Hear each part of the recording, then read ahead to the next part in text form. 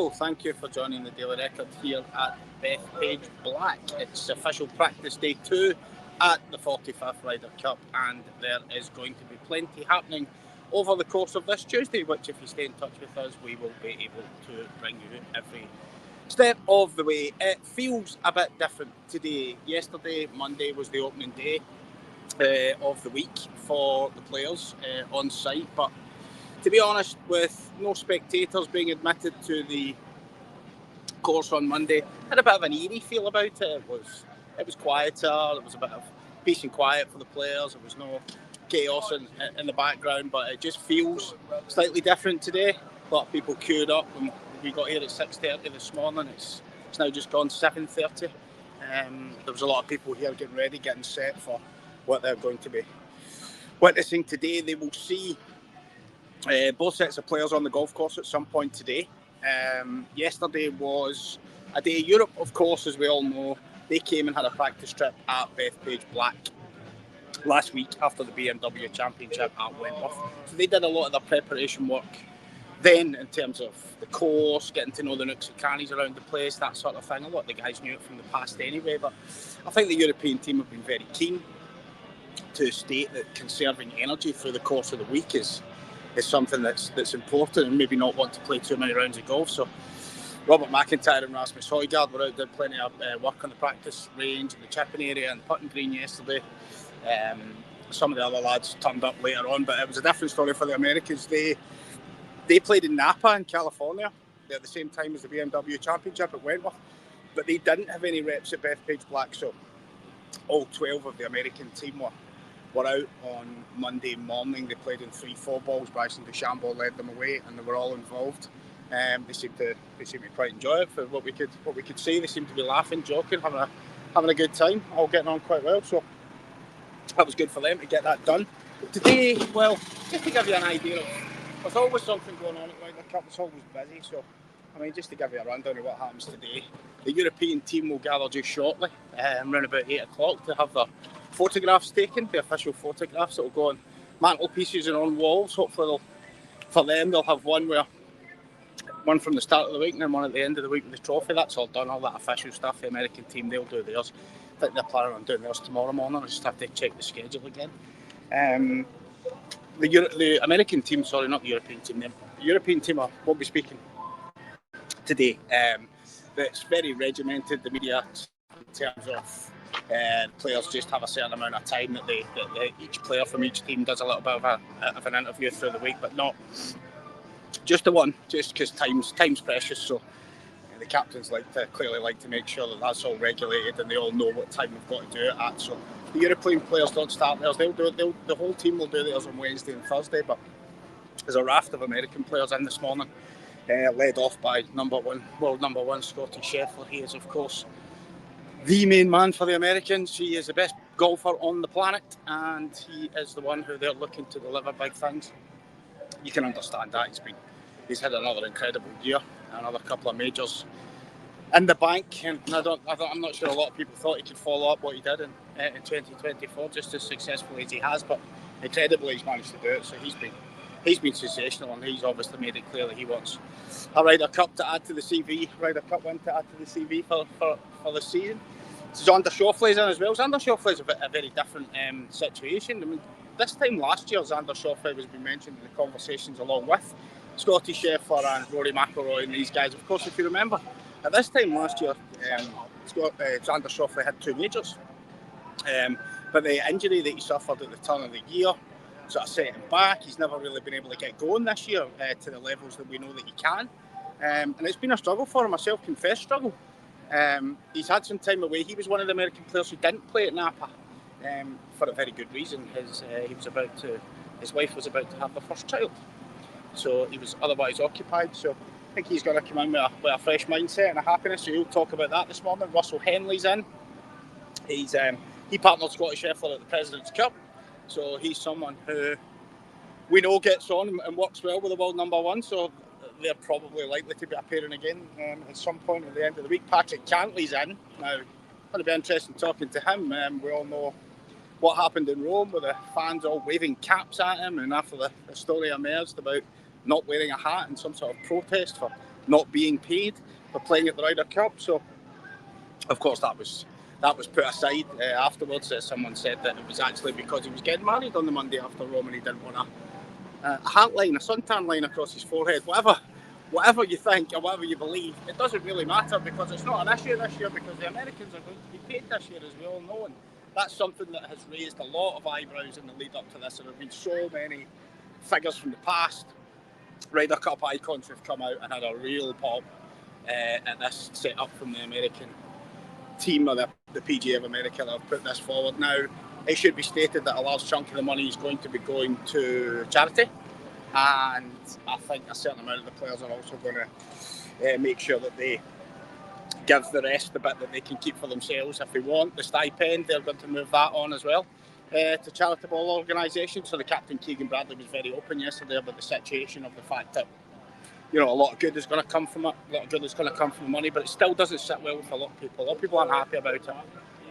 Don't think the Ryder Cup should be about money and it shouldn't need any financial rewards to play. But listen, where we are, it's 2025 and the Americans have gone down that road. JJ Swan will talk today. Of course, Scottish people know all about JJ Swan.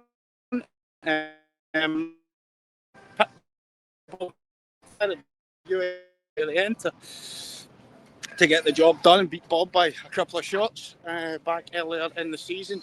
He has he's really taken, you know, this new mantle and accolade he's got of being a major champion. He seems to have settled and handled it, and he's got no problem with that now. He's widely recognised as being one of the strong players for America this week. Just judging by the pairings that we've seen in Napa and the sort of partnerships that Keegan Bradley's been putting together in the past few weeks, there seems to be a real suggestion that he's going to play alongside Scotty Scheffler at some point during the first 2 days on Friday and Saturday. You could see them being a potential four-ball pairing, so possibly Scheffler and Henley playing the foursomes, maybe Scheffler and Swan play in 4 balls. So that's an interesting one for them. Justin Thomas will also speak today. Widely recognised, well, described by Captain Keegan Bradley as the heartbeat of the team, the heartbeat of the American side. He was, of course, I think it was Whistling Straits. He was tanking beer, shotgunning beer cans on the first tee with the celebrating fans when America were running riot and hammering Padraig Harrington's team that time. So, listen, Justin Thomas hasn't been in the greatest form, I think he would say himself. He won early on the season, won the Heritage. But just in the latter part of the season, it hasn't gone quite as well for him as he probably would have wanted. But listen, he's still a formidable competitor. He's got a great record in team events as well. Yeah, his record stands up to scrutiny with anyone. So he's going to be a big player. Luke Donald and Keegan Bradley will talk again today. The captains talk every day. I mean, it's more an update thing. And they'll just keep any things that may have changed or any things that may have happened since they last spoke, less than, I don't know, about 15 hours ago. The Europeans will go out and play, as we alluded to earlier. They didn't play yesterday, but they'll play today, and they're going to play all 18 today. They're going to go off the first tee from 9:30 this morning, New York time. And it's not that long ago, we've just been given who's going out together. Now, we've spoken a lot, and everyone's spoken a lot about potential pairings and who might play and what will be changed from Rome. Obviously, Luke Donald, he's got 11 of the 12 players, and the one that's changed is changed for a twin brother. So it's not a big deal in terms of getting people familiarised. Everybody knows everyone else's game pretty well. There was so many successful partnerships that worked brilliantly in Rome. Victor Hovland and Ludwig Aubert, John Rahm, Tyrrell Hatton, Tommy Fleetwood and Rory McIlroy played well together. Robert McIntyre and Justin Rose were absolutely brilliant together. So there's tried and tested things there, but it has been noticeable just in sort of in build-up and at Wentworth and when the pairings. I mean, Luke Donald before Rome used at Wentworth the pairings that he played the guys together in the 3 balls in the first 2 days at Wentworth, and they did play together in the end. And there was a couple of fascinating ones when we were there, when that tournament was taking place a couple of weeks ago. Ones that we maybe hadn't thought of, maybe new ones. For example, Ludwig Aubert playing with Matt Fitzpatrick was one that we didn't see in Rome. And it's interesting that today we've just been given the list of which European player will go out with which European player. 3 4 balls and interestingly enough, the last one, Ludwig Aubert and Matt Fitzpatrick are out together again. So they'll go out with John Ram and Tyrrell Hatton. I know there's a bit of Simple Minds on for anybody who wants to feel at home. Scotland's very on. We just had talking heads a minute ago, now we've got Simple Minds. Don't you forget about me, so there you go. Anyway, back to the golf. The first 4-ball grouping that will go out is Tommy Fleetwood and Rory McIlroy. They were obviously so successful in Rome playing together. Justin Rose and Shane Lowry will also make that up as well, so there is the option there where Rory McIlroy and Shane Lowry, of course, paired together to win the Zurich Classic in New Orleans last year, so no problem with them playing together, lifelong friends. Fleetwood and Rose exactly the same, so there's a variety of mixtures there. The second pairing out, Victor Hovland and Rasmus Højgaard, Bob McIntyre and Sepp Straka. Now, if you kind of mix them together, it's interesting to see which sort of partnerships that could we come up with from that. Perhaps Rasmus Højgaard and Victor Hovland is a potential one. Bob McIntyre obviously played with Tyrrell Hatton at Wentworth. That was one that sort of came on the horizon. Of course, there is a lot of, when Bob was involved in the team in Rome, he was obviously a rookie. Luke Donald has kind of said subsequently that he wasn't really considered for foursomes play at that stage, but his development since then, and he's now a top 10 player in the world, Robert, and he's now open to play. He could play all 5 sessions if he has a good start to this competition. So he's in the mix for the foursomes. It'll be interesting to see what Luke Donald would think about. I mean, this has obviously been described as the fairways are very narrow. It's a driver's golf course. You really have to. The rough's not punishing, but the fairways are really narrow. And Bob's driving this season has been absolutely sensational. So he looks as though he could be nailed on for a foursomes outing on day one as well as a 4-ball outing. Victor Hovland obviously he's been up and down this year. Victor Hovland. Sometimes you see him, he's terrific. He's won this year earlier in the year. He looked as though he was going to win at Wentworth. But there's been some other frustrating performances in there as well. So Victor will be working away. We saw him on the range yesterday. He was one of the later ones who was about in the afternoon, doing a little bit of work, working away on his own. So that European team will go out, as I say, at 9:38 in New York time. That's 2:30 back in the UK. The Americans will also play, but they're only going to play 9 holes. They, as we talked about earlier, they played the full 18 yesterday, so it's just 9 for them. They're going to go off at 10:30, and they'll just be a little bit of a tune-up. They'll probably come back and do a little bit of extra work on the driving range as well. I don't think they'll just play the 9 holes and that'll be it. But like we discussed, conserving energy is obviously a big thing, and I think the captains will talk about that again today, about how they're managing to keep the players fresh and ready. We've seen some incredible images already. The European Tour social media team put out their video that they did with Luke Donald, showing off the European team room. Some incredible things in there, memories of victories for Europe in America. The 4 previous wins that Europe have had in America, they're all there in image form and messages to get it across that this can be done again. This is difficult, but it's not impossible. And I think there's been a quiet confidence over the European camp all the way through the summer. The players, as everybody knows, have been playing brilliantly, but it's just transferring it onto this stage, and there's a lot of chat about what the American crowd's going to be like. Today is the first chance we're going to get to see the American fans on the grounds. I don't think it'll be massively packed in regards, Friday, Saturday, Sunday, obviously sellouts. Thursday, you would imagine sell out because of the opening ceremony. You've got the final day of the Junior Ryder Cup. Stephen Gallagher's team obviously starting there this morning, defending the trophy that they won in Rome 2 years ago. So it's not just Luke Donald, Scotland's very own Stephen Gallagher trying for a double as well. But you've got the Junior Ryder Cup singles here at Bethpage on Thursday, along with the opening ceremony. Wednesday, there's a celebrity charity game, sorts of American sports stars and TV people and things like that. So there's going to be a lot of crowds for that. So we're not quite sure just how many is going to be on the grounds today, but there will be a few, quite a few, and it'll be just interesting to see how the dynamic of the European players been out for the 18 holes. Usually in the practice days it's all very pleasant and such like. There'll be all sorts of autograph signing and niceties, trying to get the people on side. I remember the last time that Europe were away, and when they were in Wisconsin and Whistling Straits, they were interacting with the home fans quite well and handing out various gifts and different things that were cheese head hats or whatever, and recognition of one of the local teams that played there. So yeah, there'll be that kind of stuff going on today. It's actually dull and overcast this morning. The weather got a bit like that yesterday. It was sunny in the morning, then it got a bit overcast at lunchtime. Again as afternoon continued, but it looks, actually looking up here, it looks like it could rain at any minute. So I've been more used to it than I'm not used to a quick storm and a flood here in America. So all sorts going on here at the course. Like I say, people speaking, people playing. Like I say, we're going to try and get some interaction with the fans on the Daily Record. We're going to go out and see if we can catch up with some European fans. There's going to be a lot of American fans, obviously mainly American fans, of course it is. We'll maybe get a word with a few of them, see how they're feeling, see how they're thinking about treating the European players, see if they're going to be nice today, see if they're going to play nice, or whether they're going to get stuck in about them from the first practice day that they see them.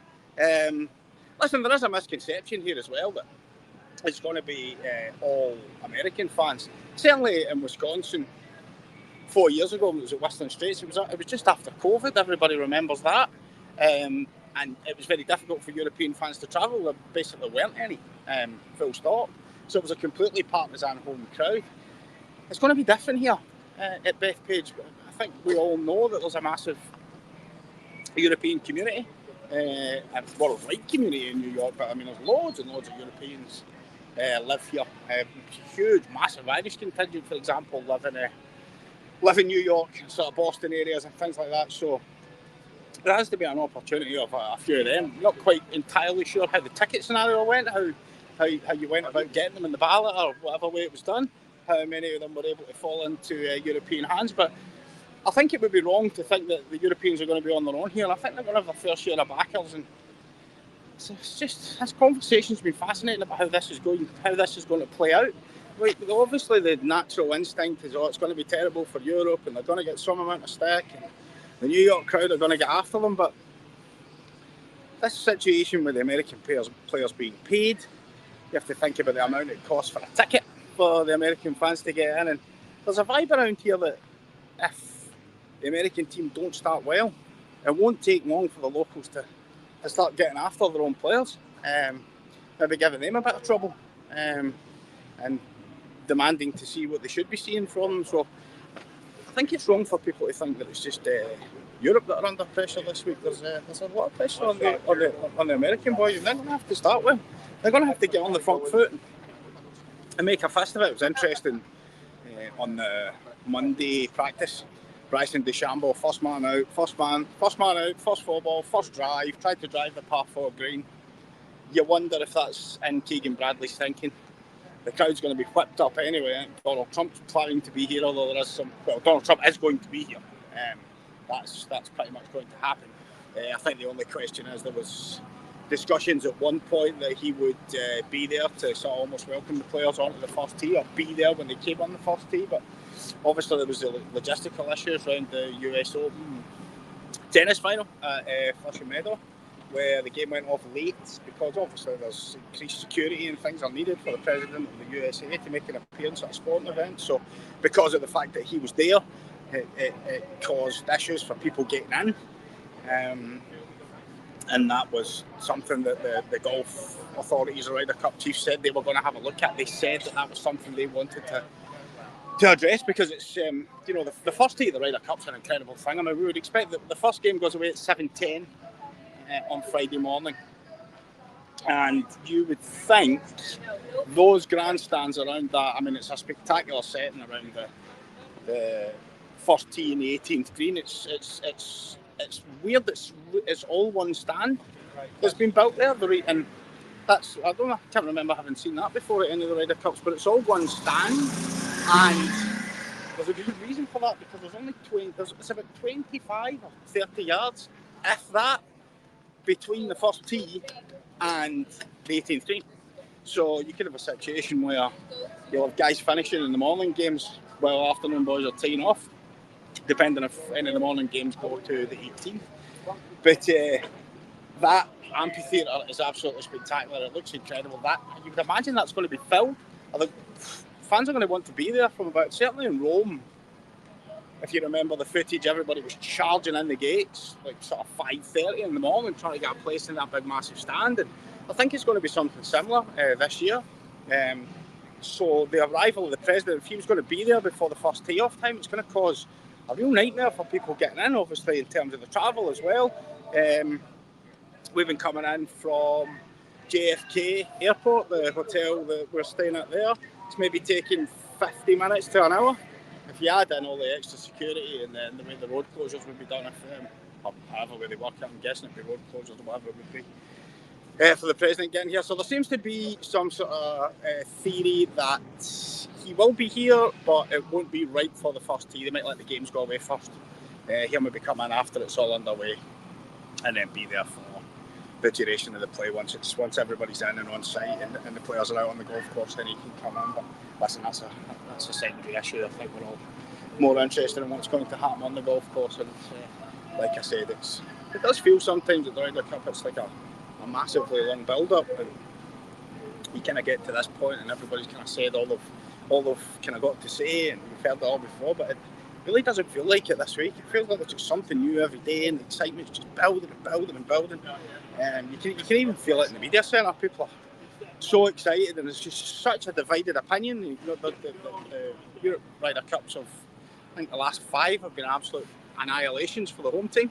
They've hammered the away team every time, but there's a real vibe around this one that's not going to happen. People are split about who's going to win, America or Europe, but I don't think anybody sees a landslide. I think people believe that it's going to be tight due to the quality of both teams, and obviously the European team. We all know it's not like the Ryder Cups of the past when the European players just played in Europe and the American players knew all about the courses here, and the European players only got to see them at major championships. That's not the case anymore. The European players, just about all of them, apart from Rasmus Højgaard, they ply their trade almost exclusively on the PGA Tour. So they know exactly what they're getting into. That's an interesting thing on the fan point as well, though. Some of the European players are amongst the most popular on the PGA Tour. If you think of Rory McIlroy, you think of Tommy Fleetwood, you think of these guys, how much they're absolutely loved by the American supporters. So it'll be fascinating to see whether they get turned on quite as quickly as a lot of people think that they might. Of course, patriotism comes into it when a country's involved. When supporters are rooting for a country, then the individuals maybe don't matter as much. So I suppose Rory and Tommy can expect to get the same stick as everybody else, I would have thought, but listen, it's going to be fantastic. So. Yep, we're just getting ready for them now. I'm just checking the clock now. We are at 5 minutes to 8, so going to clear this Facebook Live because the world number 1 will be speaking in the next minute. So we'll go and have a word and hear what he's got to say. So stay in touch with the Daily Record for everything you need to know from Bethpage Black. We'll keep you up to date with everything.